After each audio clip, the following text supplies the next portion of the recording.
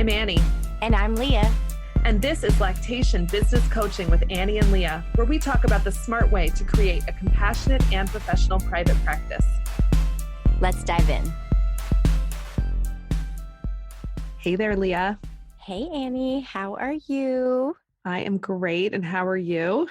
Doing well. Looking forward to this episode because I think kind of makes us all quick in our boots a little bit. I don't know that I'm looking forward to it because it's a little scary. It is so scary, but today we are talking about how to set your fees so that they're fair and compassionate.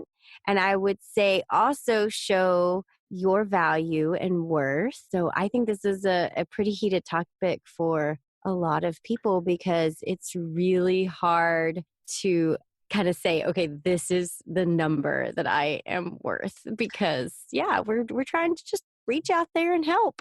Yeah. I mean, we're talking about money and money is scary to talk about. And so, we're going to take it head on and hopefully get you guys some good ideas based on what we've experienced and seen and get you there. So before we talk about our fees, Leah, I know you've got a marketing motivation for us. Yes. So this week, I want to encourage or kind of talk about reaching out to the local hospitals. So in the previous episode, we talked about how trying to get yourself in front of those that are also working with your ideal clients. We talked about reaching out and connecting with doulas in the birth community. And I think another side of that is really reaching out to the different hospitals and birth centers in your area because so many of them have resource pages and you definitely want to have your name on those. And usually these are produced through either the education department or if they have on-staff lactation consultants, the lactation consultants are pulling these resources together and creating either a handout or some way to present that to the patients. And so first, connecting with the hospital-based LCs and then finding out how you can get your name on that resource list, I think is a really powerful way to build your referral base and get more clients. I think that's super smart. And being proactive about it means they're not going to find some random free Gmail address off the internet from who knows where. I mean, I have one hospital that I've actually contacted them and asked them, can you please just change my email address? They have I don't know how they even got my free Gmail address, but that's where I get these client responses too. But reaching out and making sure they have your correct contact information and talking to them about what they're seeing and what they think that their clients, their patients need out here in the community once they're home can be a great conversation to have. I love it. I love anything that is about connecting across disciplines and really leaning into our role as allied health professionals who are working with other people. So I think it's great. Those hospital lactation consultants, to say, you guys are amazing. I know you see things that would make my hair turn. Yes. And they're on the front lines. I know. They're on the front lines for sure. And isn't it great when you see a client at home and they tell you how helpful the hospital lactation consultant was? And it just gives you that warm feeling. Absolutely. Absolutely. And one more point about this before we move on to our juicy topic for the day is to not forget to continually make contact. Like you were saying, make sure they have their right contact information and maybe even, every 6 months or yearly kind of make a note in your calendar that you're going to touch base with them. So you keep in the forefront of their minds. You make sure you're still on their resource list. I mean, that happened to me. I didn't know they updated their resource list and I got left off. And had I not called back and said, hey, it wasn't intentional. It was just like, some people we took off and I was like, well, I definitely still want to be on your list. I want to make contact with you and everything. And that really is important that we do that continual contact, not just one time and done, but have it scheduled and have a plan to make repeated contacts with them. That's great. And definitely going to pay off for sure. Yeah. So speaking of things paying off, why is it so scary to talk about setting your fees? I really think it comes down to, I mean, we're kind of putting out into the world, this is what I think I'm worth. And when it seems like you're in a helper role, I mean, I think many of us love our jobs so much that we would help every single mom and hardly want to ask for pay because we just want to be helper, helper, helper. But to run a business, you got to have money and to have a family and live anywhere. It's going to take some money. And it's hard to put it out there into the world like, I'm worth X amount of dollars. My skills, my knowledge, what I can provide to you is worth this much. And that can be a scary statement to make, especially if it's a little bit outside of your comfort zone. You know, I think if you're new in the practice too, that's probably one of the scariest things. I know it was for me. I was terrified to land on a number. I was just like, I don't know, like, is $5 okay? Yep. You know, Yep. like I just did not want to go high. I didn't want to be like, oh, I know everything and I can fix all your problems. So you better pay me this really big amount. You know, I felt right. like, Because what if they pay you that really big amount and then they're not happy yes. And then and you're then like, you're like, they're disappointed and they spend all this money on I you and know. you're And not it's, even worth it. You know, it's and, really and we're scary. not like one of those like online clothing retailers that has unlimited returns. Like they Right. send back what they gave us and And there's no guarantees. You know, no like I guarantees. cannot give you a money back guarantee. If only I ordered my magic wand a long time ago, the one that I can wave and make all of their troubles go Yes, away. And the booby fairies.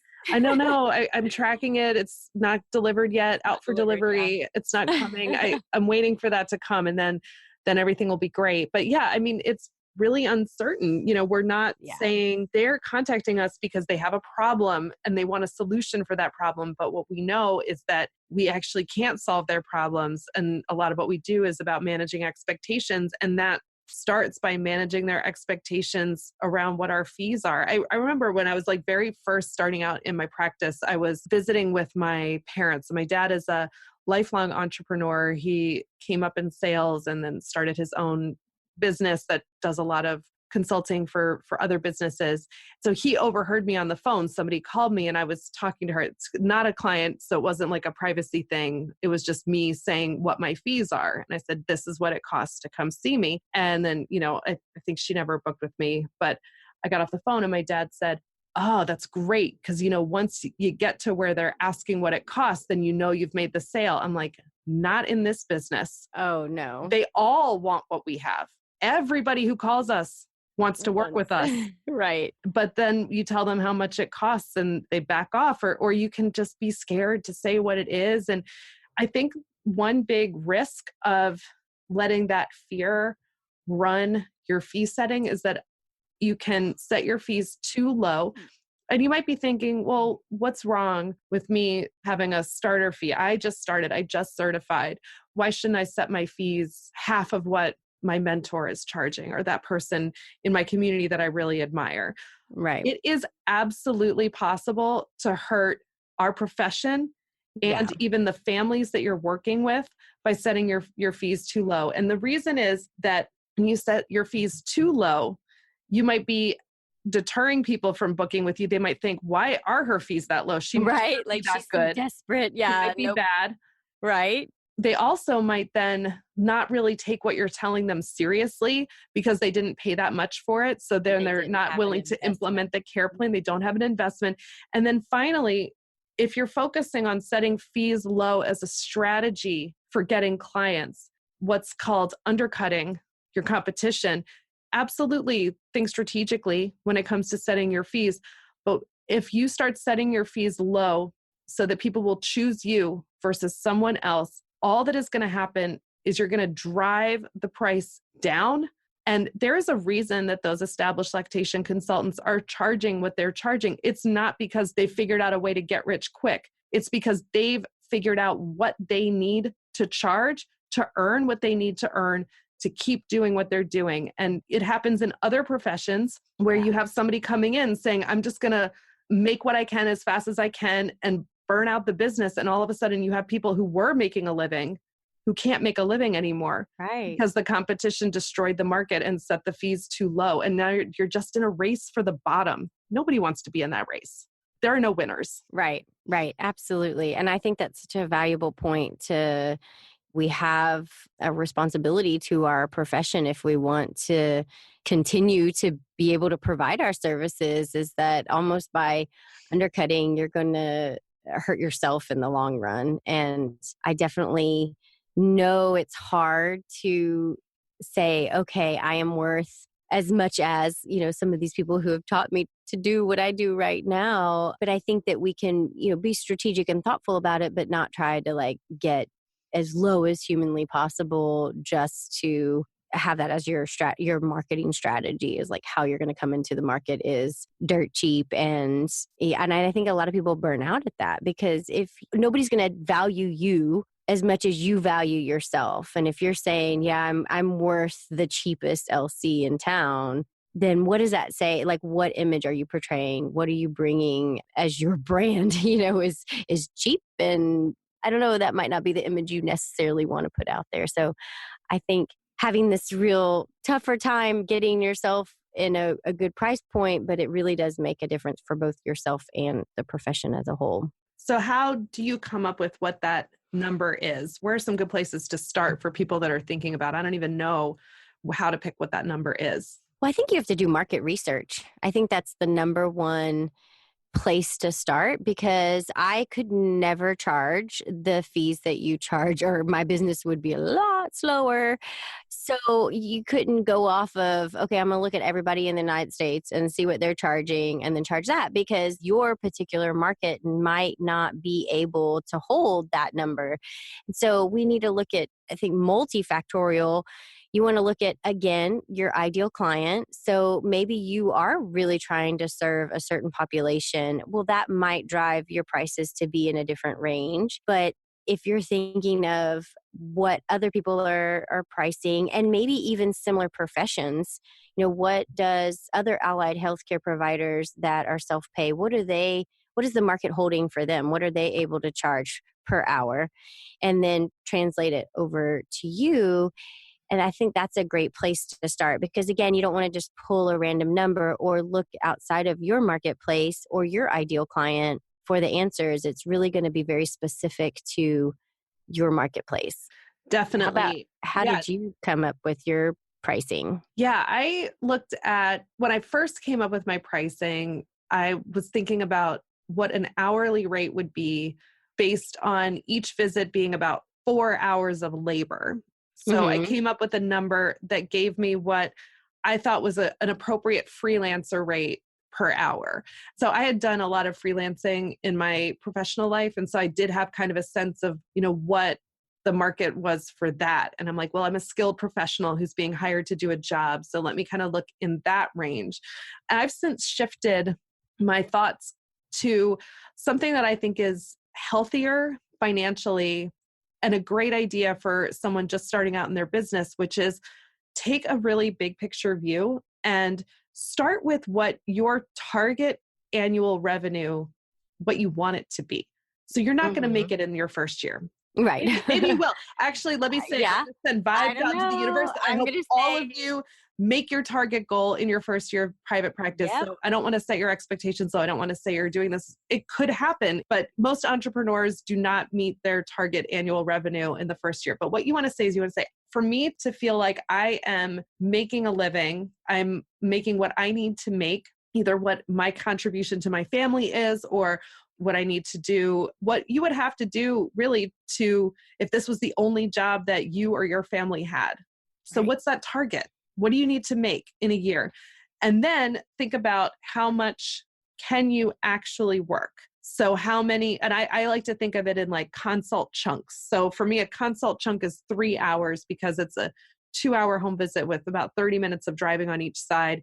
That feels like a comfortable way to think about how many 3-hour chunks do I have in each week. It also kind of accounts for some of the follow-up work I have to do outside of it too, with the scheduling and all of that.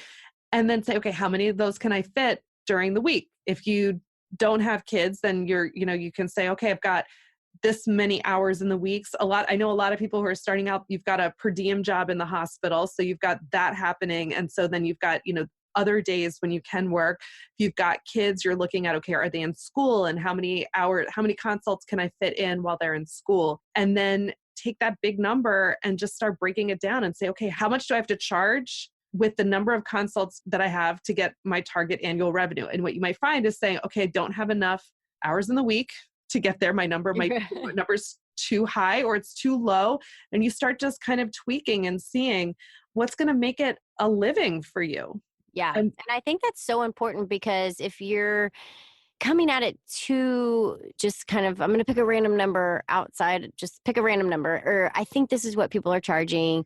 And then it doesn't really fit for your family's needs. You're going to be sadly disappointed when now you're going to have to pick up another job because lactation work isn't cutting it for you, or having a very realistic view of, okay, I'm going to really have to put in 30 hours a week or whatever the number is if you have a big money target that you're trying to hit, and looking at the amount per consult your market can hold.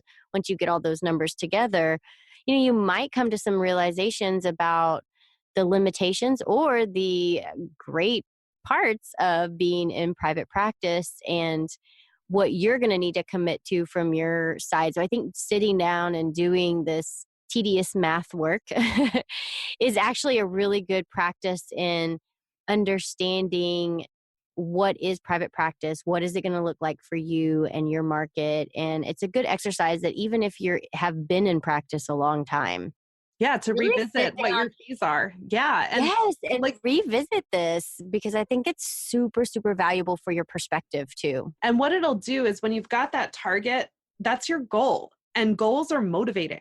If you think I could make that much money, and then it's going to make you have to figure out how to do that. So if you think about like what you're going to get for just one consult, that could just be kind of like oh gosh, I did all that work and I only made this much money. But if Right. you're thinking that is towards my bigger picture goal of giving myself this annual salary, I really recommend that entrepreneurs read a book called Profit First. I read it a few weeks ago, and it really kind of upended a lot of my thinking about how entrepreneurs should, and we are entrepreneurs, so you got a private practice, you're a business owner, how you approach money, and to think about it, to say, what will make you want to work is making a profit. And so they say you've got to instead of trying to work to cover your expenses, you're working to make the profit that you want to make. And when you don't make that profit, that motivates you to work harder. And it's a lot more complicated and granular than that. But we'll put the name of the book in the show notes. I recommend picking it up from your library or buying a copy because it really gives you a way to take that big picture view so that you're giving yourself a vision for what your business can achieve that's going to make you want to pour yourself into it. And that's going to keep you going on the days when it's not working so well. Yeah. And to get a little woo woo, maybe, but I think when you kind of set your intention for your business, like I want my business to be, I'm just pulling random numbers, $100,000 a year business. That's what I want.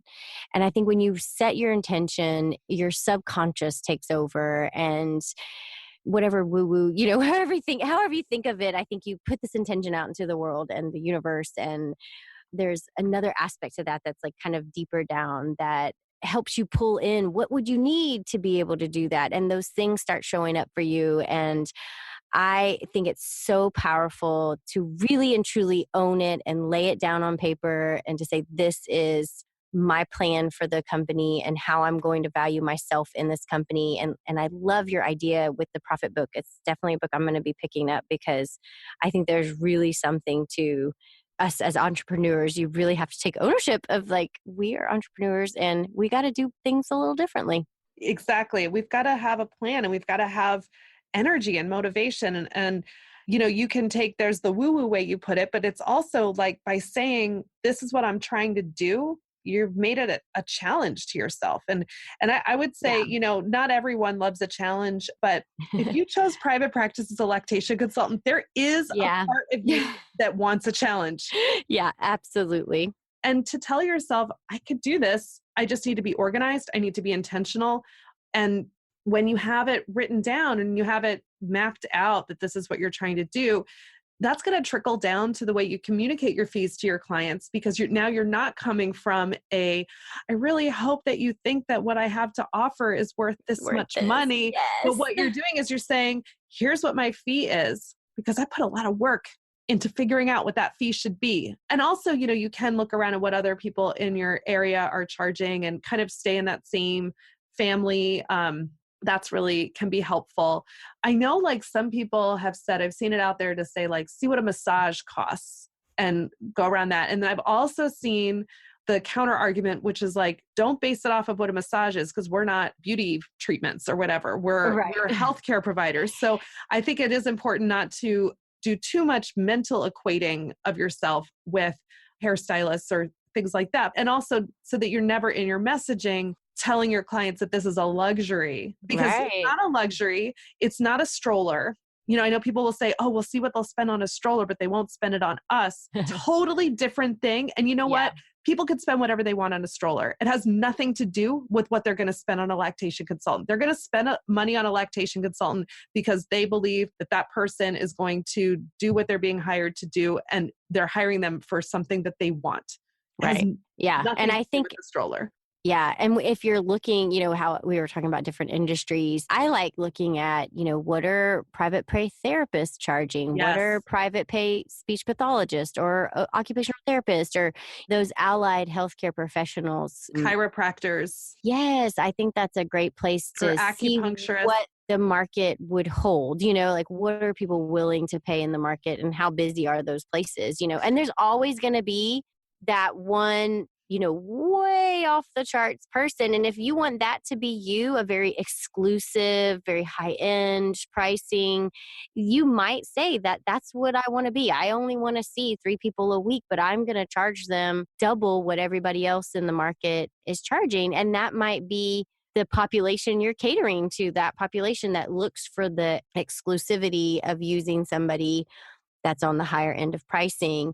And similarly, there's always going to be somebody on the lower end. Of course, we want to be close in the same family, but I think that person might be gearing towards having a certain population be able to afford the services. And that person also, might be super organized with their time and be able to fit in more consults. And saying, and I'm going to charge less per consult because I'm able to fit more in. If maybe you have an office.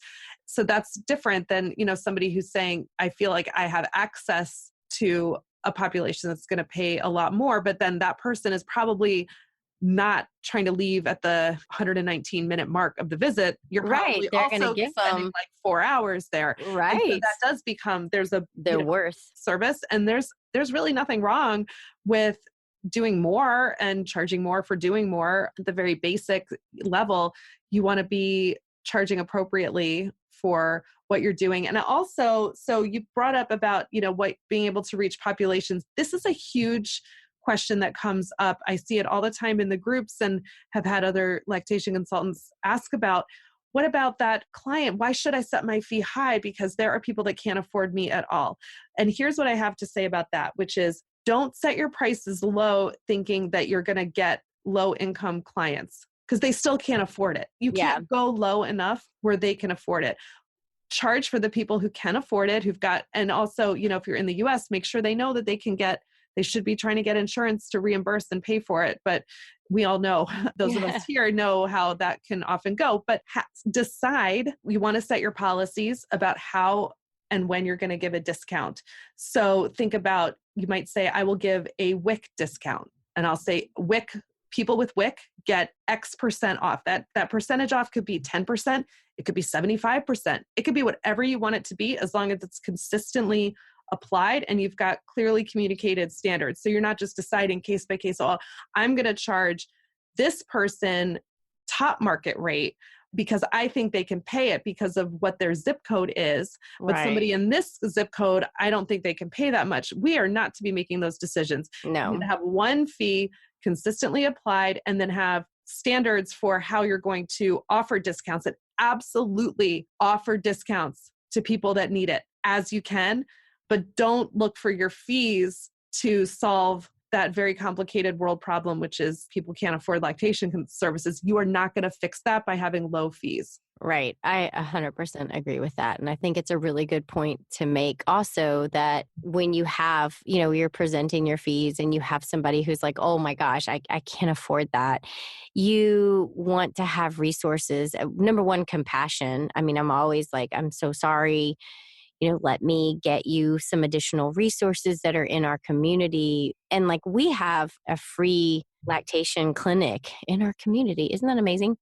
Wow, that is. And they actually, it's put on by our WIC, but it's got a grant to where they can see anybody. So anybody can go to That's them. amazing. I know. And so whenever I have someone, we make sure we get them the information for that, the contact information, because of course I want to still help them and be as helpful as I can, even if I might not be the right fit for Mm-hmm. their situation. I can still be helpful in getting them connected with other resources that might fit their situation. And it's hard because we definitely all come from a helper place and we want to be able to help everybody, but there might be other resources that would fit their needs even better than we can. And I think getting them connected with those types of resources is part of what we can do so that you don't go around thinking, oh, I should have given them a free visit or discounted visit when you've already done 5 that week, Right, exactly. because you feel like, okay, I need to be able to help everybody. So I'm going to give everybody some kind of deal or discount. And it's hard to present, I think sometimes, so you're on the phone and they're like, well, how much is it? How much does this cost? They're ready to hear the final words. And that can be scary to actually say that out loud. When we went up, one time we went up higher on prices, like kind of a bigger jump. I could barely get the words out of my mouth. Uh-huh. I was like, I was like, I can't even say it. And then when I said it, I wanted to like look away, like, oh my gosh, they're going to run away in screeching horror, because it was just so uncomfortable. But do you have any ideas of like when you're on the phone or how you could present your fees that might help people feel more comfortable taking ownership of the fee they've come up with? Well, I like to think about it's an opportunity for you to share what they're getting. So, yes, you have to tell them how much it costs and to frame it in the context of what is coming with that. So, what your follow-up policies are, what's included, how long you're going to be there. Maybe they don't know that you're willing to stay at their house for 2 hours. If you have extra skills, maybe a little bit outside, like maybe you're really great with baby carriers. You're like, oh yeah, and I'll show you how to use your baby carrier while I'm there. Things like that, like adding those Right. little extras, making sure that they know if they're eligible for insurance reimbursement, helping them to access that in advance, maybe even getting their insurance to agree to cover you out of network. That's definitely a real thing here in the US, talking about Absolutely. your education and your skills. And, this is also, on your website, having those testimonials from your past clients to say what, how they felt after they saw you is really valuable to kind of soften the blow of what that fee could be. And then if you're just starting out, and you're saying, okay, I'm going to do it. I'm not going to set my fee too low, but I'm scared. I just certified. I just found out I'm a lactation consultant and I'm going to go see my very first client and they're going to pay me this much money.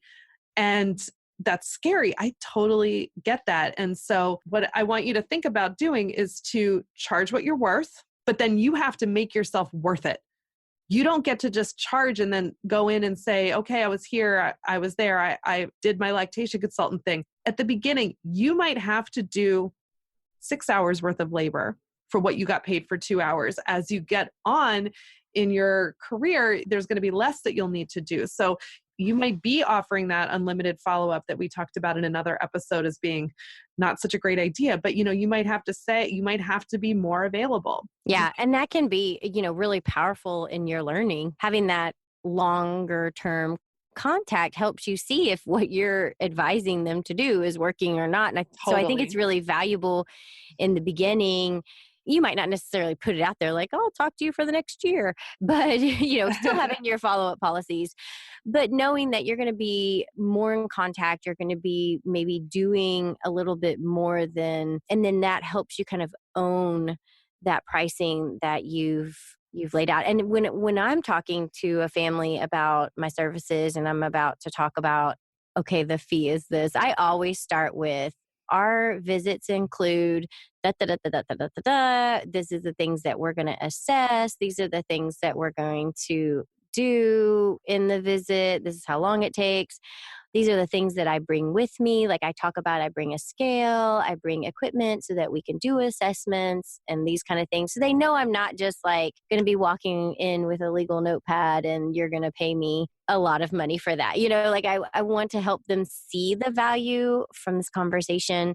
And then I definitely always talk about the insurance reimbursement and how I recommend right away that they go ahead and give a call to their insurance, find out if there's any pre-authorization or things that they might want to do ahead of time. And then we'll give them the super bill and the resources to get it reimbursed. So I feel like I equip them from very early on with both expectations, and stating that yourself really helps you take ownership of the value. Like, yeah, I do all this and I'm worth it. And for all the newbies out there, it's scary in the beginning, but let me just assure you, it gets easier and easier. And when you're thinking, I don't know, am I really worth that? Look at your client testimonials. I hope that you're collecting them and putting them on your website, putting them out there. But that's something that's always helped me, is if I'm starting to think like, I don't know, maybe we're charging it seems like a lot, or if we're trying to go up in prices and we're trying to consider it, I'll read all those and I'm like, you know what? I helped those people and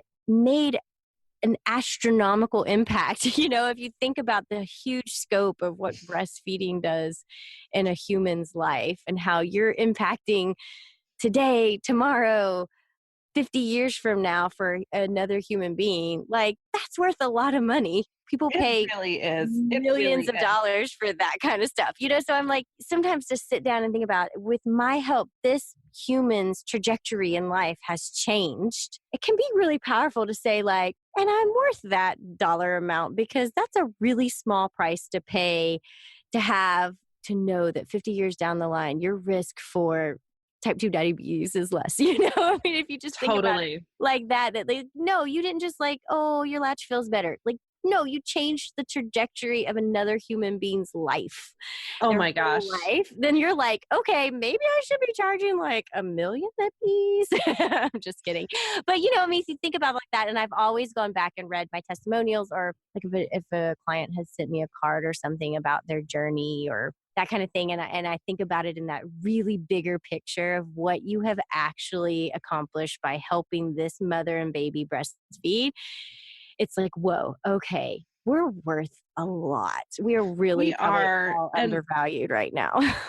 I want everybody who's listening, because if you're listening to this podcast, I'm pretty certain you are a lactation consultant or want to be a lactation consultant. And I really want Okay. you to hear what Leah's saying, is that, you can get bogged down in the business side of things and really feeling worried. Am I doing it right? And how is this all happening? And when you are feeling bogged down, definitely remind yourself why you're doing this. You're doing this because you are literally changing the world. Every Literally. time you talk to a family, every time you see a baby, you have actually changed the world. You have made it a better place. And I just want to thank you for doing what you're doing, because it is hard and it is scary, and you're not always going to make the money that you want to make, but I want you to try to make the money you can make, because we should Yeah. be making money, because we are Yeah. worth it. We are super, super valuable players in this game called life. And if we can't own our worth, nobody else in the world will. So we're all going to join together and we're going to take a stand, not a crazy stand, but we're going to take a stand to really be paid what we're worth and what we're bringing to the table for the whole human race. That's how Yes. people I think we are. Humanity Yes, is, absolutely. I love it. Okay, well, we're going to have to end on that note because that Yes. was super powerful. I almost like teared up a little bit because I'm I like, might oh have my teared up a gosh. little bit because Yeah, I love lactation. 100%. Oh my gosh, I love us all so much. So, Annie, before we wrap up today, I know you're going to have another super awesome. Your value is like astronomical, Annie. So, tell us your super awesome tip today. So my tech tip today is about the accounts you're using to pay for different services you might Oh. be using for your business. So you probably, if you have lived on this planet for any amount of time, you probably have a PayPal account. If you bought If you anything don't, go ever, ahead and get yeah, one. do not use that personal PayPal account to pay your business expenses. Nope. Set up a brand new PayPal account with your business email address. If hopefully you have separate bank accounts for your I was personal just about and to say yeah, that. Like, make sure you have a separate bank account too. Yeah. link them to the separate bank account. Don't make it possible for that any of that cross pollination to happen between PayPal accounts. Keep them separate. You will be happy because when you get to the point where you are making your target annual revenue, you're going to have a bookkeeper and an accountant who are going to want to download all those reports, and they're going to say to you, I am so glad that you have separate bank accounts and Yes. And separate this isn't PayPal all accounts. muddied. Yeah. Yeah. This isn't all muddied with your purchases at, Bed Bath and Beyond. Yeah. So, yeah. I I, say this because this is something that it's a mistake I have learned from real world experience, not being so smart with my PayPal accounts and being taken to task by people who know better. And then once I changed, I was like, oh, why didn't I do this years ago? Because I was right. lazy and because I didn't feel like going through the extra work. And I thought, well, what's the big deal? Well, you know what? Is it a big deal? No, like it's not the fulcrum on which the universe rests, but in your life, you should be doing things to keep your practice organized and keep your business separate from your Yeah. personal. This is a really easy way to do that is worth the 5 extra minutes it takes to set it up. Yeah, I think this is super valuable. And I think with all accounts, like everything that has a password and an account name, you should have a separate one for everything for your business versus Definitely. your personal. Like everything that you have a username and password should have its own account for your business. And I can attest to that really, really helps when accounting time comes along and things aren't all muddied together and you're trying to figure out, what was this purchase for? Was that business related? I don't know. I And think I it's think it's really, an really helpful. example of that, the actual like practical aspect of the manifesting that you're talking about. Like Yeah. that is literally saying, I have a business. Yeah. It You're has its putting it own out there. account. It's got its Yep. own PayPal address. It's a business. Yep. Doesn't have anything in it right now, but it's separate. It's a thing. It's real. Yes.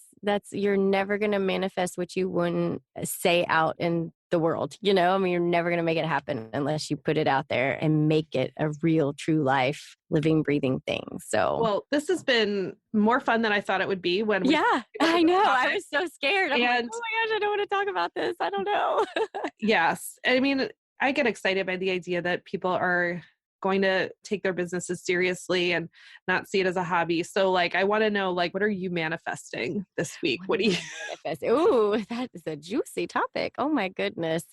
Well, I definitely, every time we talk, it really just always brings different things to the forefront of my mind. Like, how can I be truly taking everything that I'm doing for my business as seriously as I want everybody else in the world to take me, and I need to be taking that as seriously. And I'm always striving for ways to be more organized or more business like in my daily business work, because I think that's how, for me personally, I get more motivated when I feel like I'm running a real business, So I think Mhm. I've been really seeking out resources and everything down to like apps and organizational things. I'm really trying to figure out different ways that I kind of make my business more businessy, I guess, in a way, because I think that's a really important thing for me and for what I'm manifesting and how I want to grow my business. So I think that is how about you? What do you have going on this week? I am manifesting. I just need one more client to book a visit with me this week, and then I'll have my Ooh. week will be set. It's mostly follow-ups this week that I set even before Thanksgiving, which was Ah, last week when we're recording this. It was Thanksgiving last week. And I'm like, I'm at the point where I'm like, oh, it's a couple days away. And why hasn't anybody filled that spot? I And I get a know. little desperate where I'm like, I would drive twice as far Sure, that would work out. And then I have to stop and say no, because then I will never get back to pick up my kids on time. And then they'll give me that "you're a bad mom" face. You work too hard. And then I'll feel guilty. And then I'll buy them sugary treats to make up for it, because that's what happens in my house. Us lactation consultants. Oh my gosh. And I am certain there's, hundreds of others out there nodding their head with us and like, oh, so have felt that way. But I'm going to join you in your putting it out there. I know that you are an amazing lactation consultant, and the perfect client is going to reach out to you this week, and you're going to change that family's trajectory in breastfeeding. And you're going to do it too. Declare it. And if anybody is still listening, if you haven't skipped ahead to your next podcast in your queue, because we're talking about woo-woo crazy stuff, I want you all to go to Leah's website, which is bayareabreastfeeding.com, and it's linked in the show notes. And I want you to read their blog, .net. I'm sorry. Yes. No, it'll be correct in the show notes. You got to get it right. And I want you to read their blog, because they have some great articles in there. They have this one that is the amazing reasons your newborn wants to be held. And like, I can barely even say that title without like getting goosebumps and shivers. And I send it to all my clients, and I sometimes send it to them more than once when they're like, every time I set my baby down, my baby falls asleep. And I'm like, they don't need to hear, oh, that's biologically normal. I mean, they do. I mean, it's biologically normal.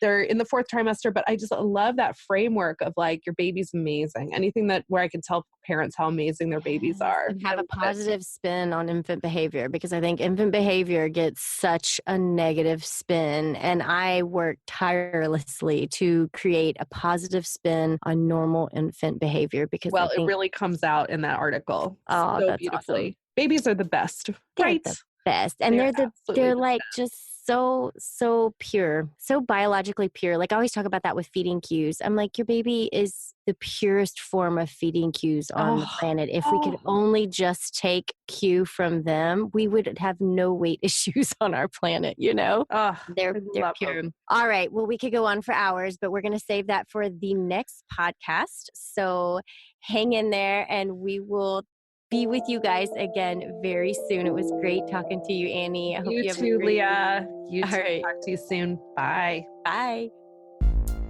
Thanks for listening to Lactation Business Coaching with Annie and Leah. If you like this podcast, please leave us a rating and review on iTunes, Stitcher, Spotify, wherever you're listening right now. Don't forget to hit that subscribe button so you never miss an episode.